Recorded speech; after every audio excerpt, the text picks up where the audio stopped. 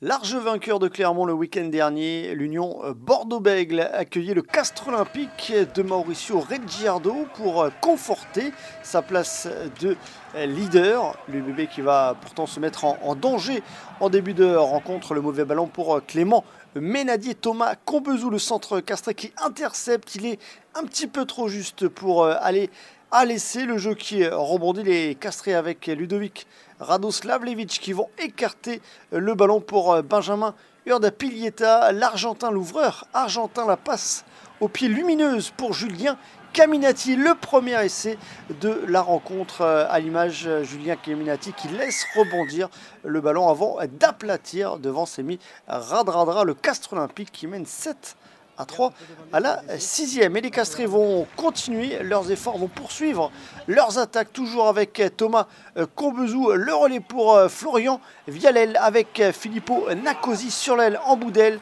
qui n'hésite pas, lui va au duel, il passe par le sol. Filippo Nacosi qui arrive à retrouver Benjamin Urdapilleta pour Rodrigo Capo Ortega, le capitaine castré qui aplatit le deuxième essai castré 12-6 à la 24e.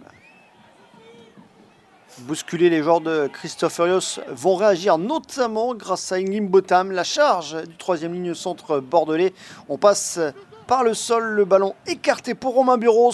Le travail de Romain Buros avec un retour intérieur pour Blair Connor. On a trouvé la faille dans la défense castraise du côté de Romain Buros. L'énorme travail du centre de l'UBB, les cannes pour retrouver intérieur, notamment Blair Connor. Superbe travail de Blair Connor, l'UBB qui passe devant 13-12 et ce n'est pas fini. Le festival de Semi Radradra, les crochets du Fidjien, le retour intérieur pour Romat qui retrouve Radradra et à l'intérieur Mamadou Diaby, le capitaine bordelais pour le deuxième essai de l'UBB, un essai qui sera également transformé 20-12. Mais quel travail de Semi Radradra. Et à la pause, c'est Bordeaux qui mène face au CO 20-12.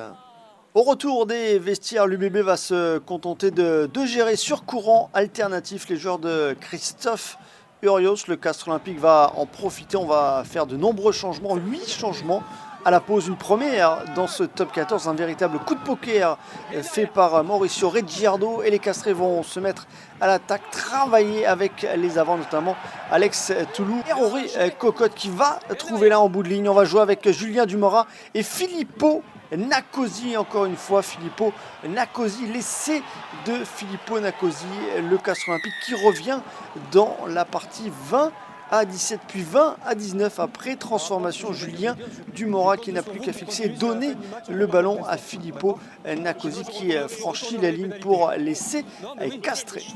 Le staff bordelais est inquiet malgré les deux pénalités de Benjamin Boutika. C'est bien le Castres Olympique et Camille Girondeau qui domine cette seconde mi-temps. 26-19, Rory Cocotte pour Anthony Gelonche et le troisième ligne centre qui aplatit le quatrième essai castré, tout en puissance, tout en force. Un essai malheureusement qui ne va pas être transformé, mais à l'image le travail de Anthony Gelonche pour le quatrième essai castré, bien aidé par Victor Moreau. Un essai tout en puissance et comme on l'a dit, un essai qui malheureusement ne va pas être transformé par les castrés. Au final, Bordeaux va s'imposer de justesse dans la douleur 26-24 et conforter sa place de leader. Le Castres Olympique peut avoir des regrets.